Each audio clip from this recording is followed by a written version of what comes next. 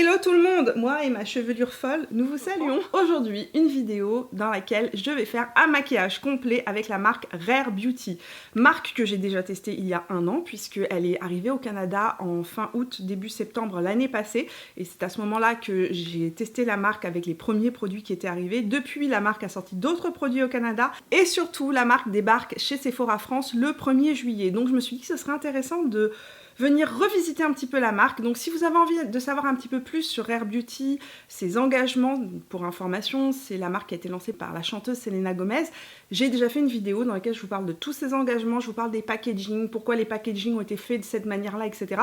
Cette vidéo est juste ici dans la petite barrette d'informations qui apparaîtra en haut de l'écran. Je vous explique, je suis arrivée de mon rendez-vous, je n'ai même pas eu le temps de retirer ma veste en jeans. Dès que j'ai vu qu'ils étaient dans leur camion en train de manger, je me suis dit vite, vite, vite, descends tourner. Allez, rapprochez-vous, on passe à l'action. Donc, j'ai une grosse boîte de Rare Beauty. J'ai presque un full face, presque. J'ai pas les produits sourcils, je sais plus, je pense qu'elle avait sorti des produits sourcils, je les ai jamais achetés. Mais j'ai reçu les produits de chez Make Up For Ever et je me suis dit que j'allais tester aujourd'hui un de leurs crayons à sourcils.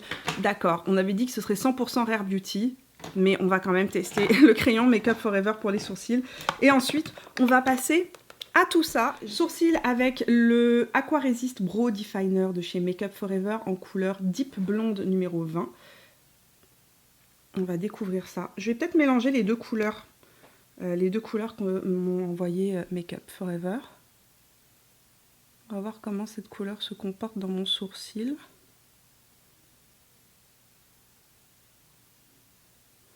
C'est ultra fin. C'est pas mal du tout, tout ça. Ouais, c'est pas mal du tout.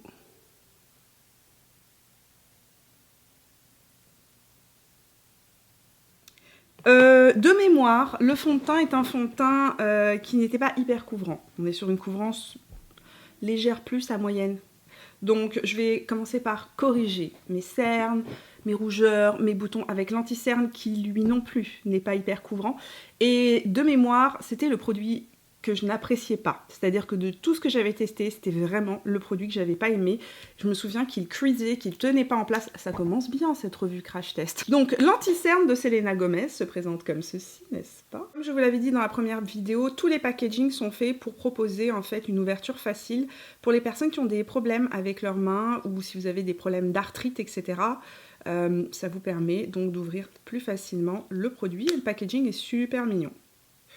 Donc c'est le 210N et je pense qu'il doit être un petit peu foncé pour moi puisque c'était ma couleur de fin d'été.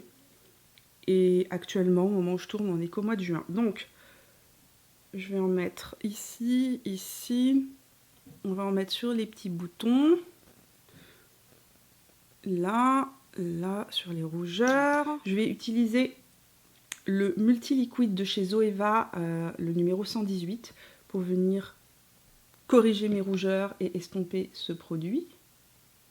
Je vais essayer de pas trop le déplacer pour pas perdre de la couvrance parce que, comme je vous le disais de mémoire, j'ai l'impression que le fond de teint était peu couvrant.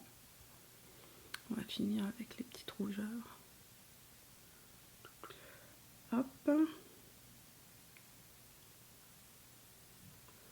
Ça se trouve, je vais préférer l'anti-cerne maintenant que lors de ma première expérience. Il ne faut pas que je parte avec un a priori. D'ailleurs, c'est pour ça que je n'ai pas re-regardé la vidéo.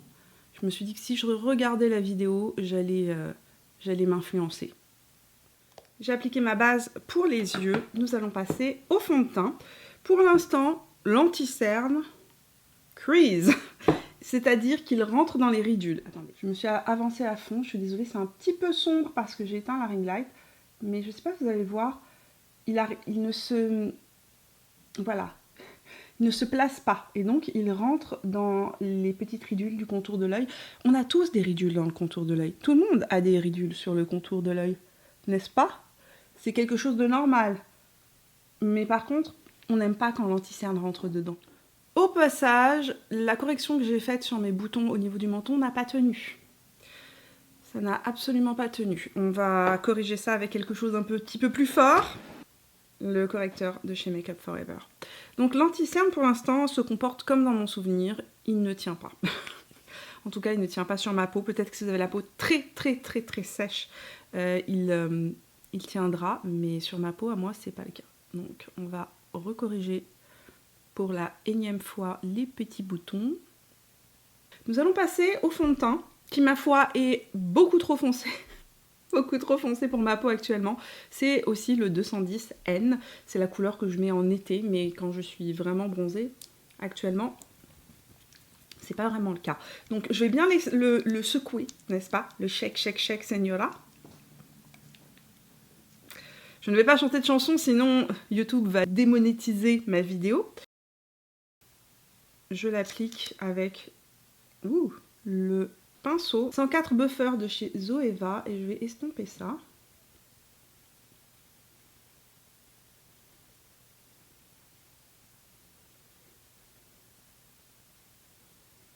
C'est assez hydratant, en tout cas de première, comme ça, première application, je me souvenais plus, mais il est assez glowy en fait, il est assez lumineux.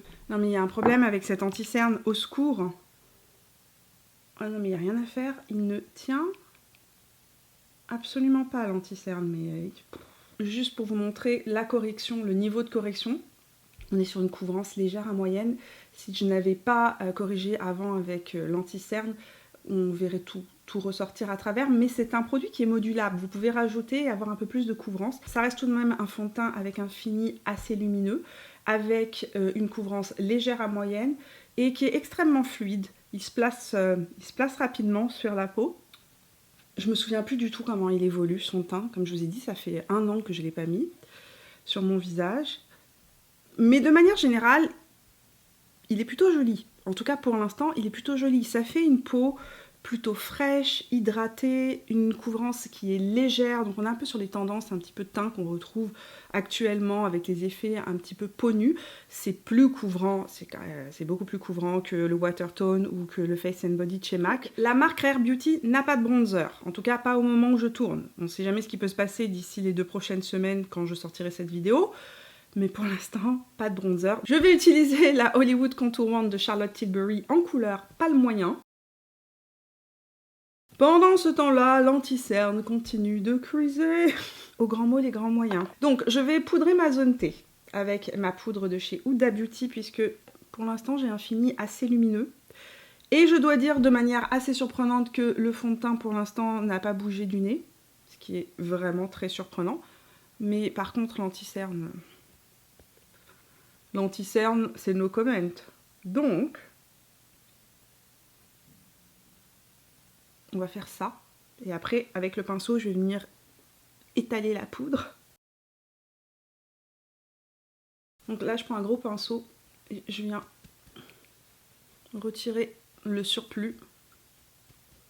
Je ne le laisse pas poser, hein, je ne le laisse pas bake comme il est préconisé lorsqu'on fait ce type d'application. Mais j'enlève le surplus et je vais tenter de fixer cet anti-cerne avec ce qui reste de poudre. Mais vraiment, j'enlève le surplus. Continuons notre expérience de revisiter la marque Rare Beauty. Donc, on va passer au blush. Chez Rare Beauty, il y a 3 blushs disponibles. En tout cas, actuellement, au Canada, il y a 3 blushs disponibles. Il y en a un qui est lumineux, donc c'est tous des blushs crème pour information. Donc, un qui est liquide et lumineux. Celui-ci, c'est le Joy, un blush que j'adore. Ensuite, il y a le Bliss, qui est un nude. Celui-ci, c'est la version voyage. J'ai pas racheté un grand, n'est-ce pas? Qui est un mat nude. Et puis, plus tard, au courant de l'année, elle a sorti les fards à joues fondants, les Melting Blush, qui se présentent dans ces petits packaging. Et celui-ci, celui que j'ai, c'est le Nearly Neutral. Ces blushs-là, donc ça, c'est le Nearly Neutral qui sort un petit peu plus mauve, comme je vous ai dit, que ce que je vois en fait lorsque je vais chez Sephora ou ce que je vois sur le site. Et on est sur des blushs qui sont poudrés. Donc quand on les applique, ils sont légèrement émollients et immédiatement, ça se transforme en poudre. Que celle-ci, là, on est vraiment sur des blushs qui sont des blushs liquides en crème. Donc là, je vais vous swatcher le Joy. Donc ici, on a le Nearly Neutral. Ici, on a Joy, qui est plus orangé en fait. Le Bliss qui est le petit rose nude. Le Bliss qui est un petit rose nude à peine transparent. Donc ce que je vais faire, c'est que je vais l'appliquer sur ma main Et ensuite, je vais venir imprimer le blush dans les poils de mon pinceau et venir l'appliquer sur le visage. Et cette couleur est tellement jolie. Oh, ces blushs, c'est une pure réussite. Je vous dirai à la fin de la vidéo, bien évidemment, quels sont mes produits préférés dans la collection. Mais c'est tellement beau. Par contre, c'est des blushs, sérieusement, qui s'appliquent mieux avec ce type de pinceau-là qu'avec la Beauty Blender. Parce que, comme je vous ai dit, ils sèchent très vite. Et si vous les appliquez avec une éponge humidifiée, vous risquez de vous faire des petites taches. Illuminateur, on est sur le même packaging, le même principe que ce qu'on retrouve pour le fond de teint. On est sur un packaging avec une boule en haut, facile donc à dévisser et à refermer. Je trouve que franchement l'idée qu'elle ait pensé à des packagings qui soient faciles d'utilisation pour tout le monde, c'était plutôt inclusif et une extrêmement bonne idée. La couleur que je vais appliquer, c'est le Mesmerize, qui est un rose gold intermédiaire. Il y a des couleurs beaucoup plus pâles et des couleurs qui sont plus foncées. Et cet illuminateur-là fait partie de mes plus belles découvertes dans la marque. Par contre, pour le coup, celui-là, je l'applique généralement avec la Beauty Blender, mais je me demandais si je l'appliquais au doigt, un petit peu comme ce que je fais avec les illuminateurs de Charlotte Tilbury. Ouh, il y en a beaucoup, j'en ai mis un petit peu trop. Attendez, on va estomper de l'autre côté. Ce que ça allait donner, comme j'en ai vu un petit peu trop. Oh, ils sont sublimes, c'est les illuminateurs. Ils sont sublimes, ils sont sublimes, ils sont sublimes. On va finir avec la Beauty Blender parce que j'en ai trop mis. Il est extrêmement fin, complètement modulable et il fait cet effet seconde peau. Sublime. Chez Rare Beauty, il y a deux catégories de produits pour les yeux. Il y a les fards à paupières en version liquide ou crème qui s'appellent les Liquid Eyeshadow. Celui-ci, c'est le Nearly Neutral que j'ai en ma possession. Et il y a aussi des palettes. Donc dans les palettes, je pense qu'il y en a 3 qui sont sorties. Chez Sephora, ici à Québec, il n'y en avait qu'une seule qui était disponible, c'est la True to Myself. Et sincèrement, c'était celle qui m'intéressait le plus. Le packaging est vraiment, pour le coup, original. Je ne sais pas si vous pouvez le voir, c'est incurvé en fait. Ça fait un petit peu comme un boîtier de crayon d'école. À l'intérieur, voici la palette. Ça, là, ça m'interpelle beaucoup. C'est un pailleté. Oh, sublime! Regardez ça. La palette est vraiment, vraiment jolie. Mais vous avez vu comment ça change de couleur? C'est un espèce de duochrome. D'accord, je comprends pourquoi la couleur ne ressort pas pareil chez Sephora. Et en fait, en vrai, c'est que en fonction de l'angle, on a vraiment... Ah, c'est magnifique. Cette couleur est sublimissime. Donc, il y a du fuchsia à l'intérieur, il y a du bordeaux, il y a du doré. C'est un trio chrome, il y a du bleu aussi. Magnifique, il y a un pailleté. Bon, je vais commencer par appliquer un petit peu du fard à paupières liquide Nearly Neutral, juste en base en fait. Donc je vais l'appliquer, pouf, comme ça. Donc ça c'est le fard liquide, c'est ce que j'applique très souvent lorsque j'ai pas le temps de me maquiller, que je veux une solution rapide, vite fait, bien fait. Donc je vais l'appliquer en base. Il faut savoir que c'est un produit qui est longue tenue, ça s'estompe super bien comme vous pouvez le voir. Pinceau Zoeva 228, donc le même que je viens d'utiliser, que j'ai nettoyé rapidement avec un nettoyant pour pinceau, avec la couleur qui s'appelle Positive, qui est ce pêche abricoté qui est juste ici. Et je vais appliquer ça juste en transition. C'est une couleur, c'est la couleur qui est juste là, donc c'est une couleur un petit peu plus claire que la couleur que j'ai appliquée juste avant et ça va réchauffer mon creux de paupière. Et c'est surprenant. Je pensais pas que ça allait donner cet effet-là. C'est très joli. C'est super beau, ça donne un côté un petit peu couché de soleil.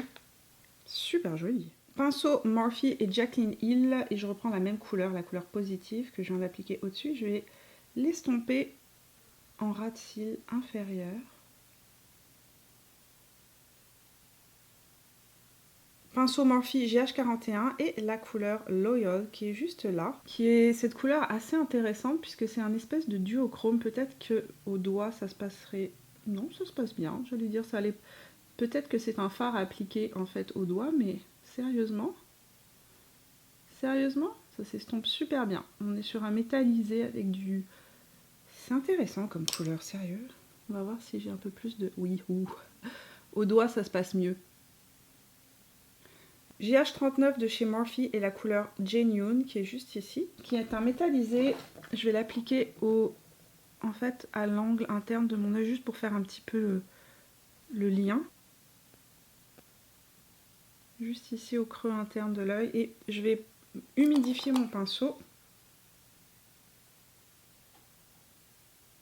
Pinceau 226 de chez Zoeva et la couleur Passionnette, donc le brun qui est juste ici, que je vais appliquer en ras de cils juste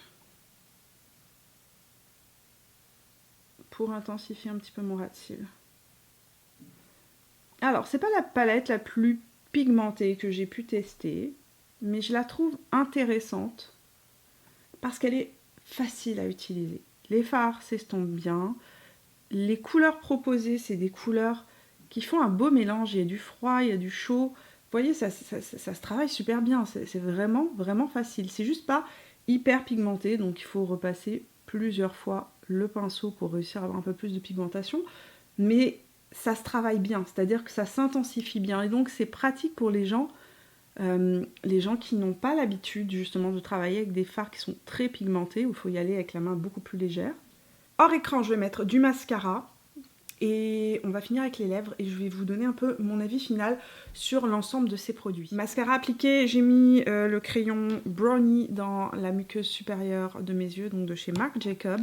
J'ai appliqué mon mascara qui est le mascara Lash Idol de Lancôme. Je trouve que sérieusement, le rendu des yeux est vraiment joli.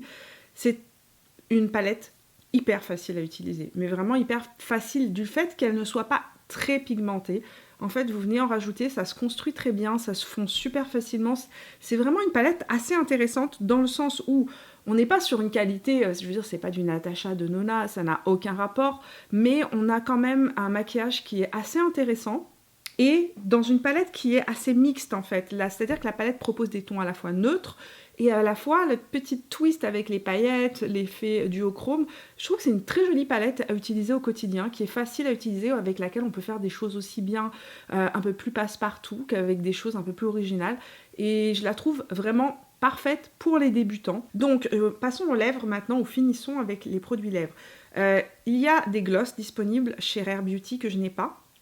Il y a ces rouges à lèvres là qui s'appellent les Matte Lip Cream, donc ce sont des rouges à lèvres mat.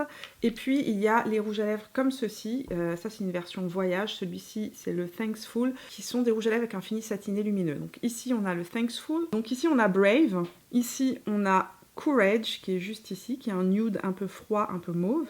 Je vais commencer par les Dewy Lip Balm, donc ces baumes à lèvres un peu frais qu'elle a créé donc avec la couleur Thankful. Je vais appliquer avec le crayon de Huda Beauty, le Honey Beige.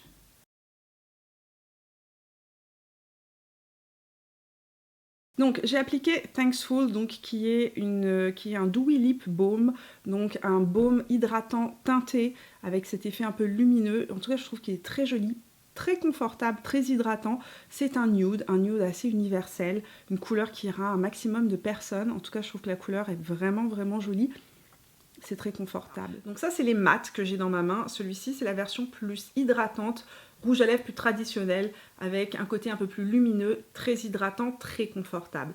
Ceux-là, c'est des versions mat qui vont venir teinter la lèvre. Ils vont avoir un effet blurred.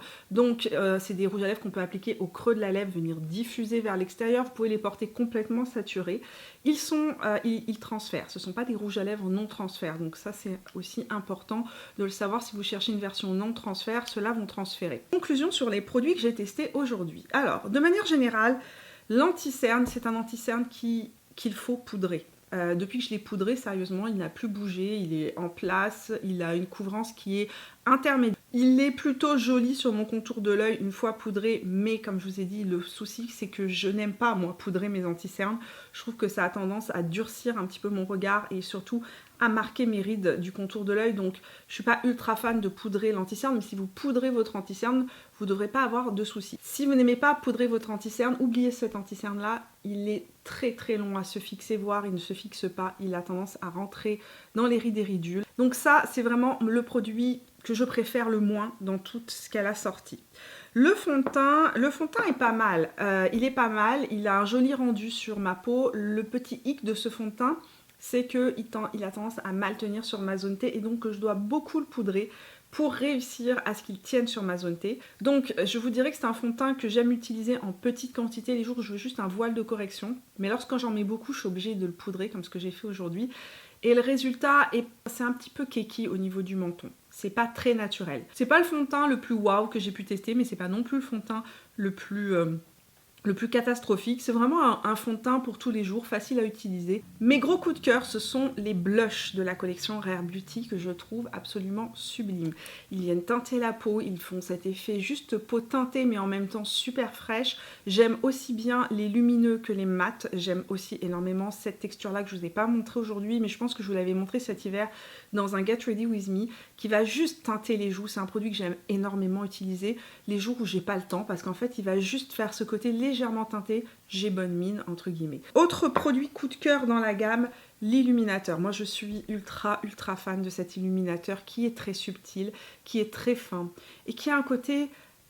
Ma peau est extrêmement lumineuse, extrêmement fraîche, mais c'est tellement naturel. Et c'est ce que j'adore. Il est vraiment d'une finesse incroyable. C'est vraiment un de mes coups de cœur illuminateurs de cette année. Et je vous le conseille à 100%. Enfin, les produits yeux. Donc, les fards à paupières crème sont vraiment d'excellente qualité et très facile à utiliser. Ça, c'est vraiment le petit produit pour les fainéants du make-up. Si vous êtes une ou un fainéant du make-up, ce truc-là, vous l'appliquez, vous faites des petits points comme ce que j'ai fait. Vous prenez un pinceau fluffy, vous estompez. Vous ne pouvez pas vous tromper. Sachez que c'est plus facile à utiliser qu'un fard poudre, par exemple. La petite palette, assez surprenante. Je trouve franchement que le résultat de mes yeux est super joli. C'est pas une pigmentation folle. Si vous aimez les fards super pigmentés, ben, c'est pas vraiment les mats qu'il vous faut. Les métallisés sont pigmentés, ils sont beaux, ils ressortent super bien. C'est pas une palette qui va vous faire des maquillages artistiques. Quoique franchement avec le pailleté, avec le fard métallisé que j'ai appliqué aujourd'hui sur les yeux, c'est super facile. C'est une palette facile à utiliser. Donc une palette qui va convenir aux personnes qui débutent, une palette qui va convenir aux personnes qui n'aiment pas perdre de temps, qui veulent quelque chose de facile à utiliser. Une palette qui va convenir aussi aux gens qui ont envie d'avoir des maquillages assez versatiles. C'est-à-dire qu'on peut être vraiment sur une version jour si on utilise juste les mats, ou bien sur une version plus soirée ou plus estivale, quelque chose d'un peu plus original avec ces petites touches de métallisé. Mais franchement, cette couleur-ci là qui a du doré, du bleu et du rose fuchsia à l'intérieur, magnifique. Donc voilà pour ce crash test de la marque Rare Beauty. Comme vous pouvez le constater, finalement mes goûts n'ont pas tant changé que ça depuis l'été dernier. En tout cas, ce que je m'étais dit dans la tête, je l'ai toujours aujourd'hui, cet avis sur l'anti-cerne qui est vraiment pas pour moi. Donc au final, ne ratez pas les blushs, ne ratez pas l'illuminateur. Si vous cherchez une très jolie palette pour l'été, facile à utiliser, et si cette palette est sortie en France, je vous la conseille. Si elle n'est pas sortie encore en France, patientez, elle va arriver. Et si vous êtes au Canada et que vous cherchez une très jolie palette pour l'été, franchement, je la trouve vraiment pas mal. J'espère que vous avez passé un agréable moment en ma compagnie pendant cette vidéo. Si c'est le cas, n'oubliez pas de me laisser un petit pouce. Dites-moi dans les commentaires quels sont les produits qui vous plaisent dans la marque, les produits que vous avez envie de tester. Est-ce que vous avez testé certains produits? Comment ils réagissent sur vous? Partagez-moi tout ça dans les commentaires de la vidéo. J'ai hâte de lire vos commentaires. Nous, on se retrouve tout au long de la semaine sur Instagram et sur Facebook. Et puis, si vous n'êtes pas abonné à la chaîne, vous pouvez le faire tout simplement en cliquant sur mon visage, là où il apparaîtra. Je vous fais plein de bisous. On se retrouve très prochainement pour de nouvelles aventures. Jusque-là, portez-vous bien. Ciao!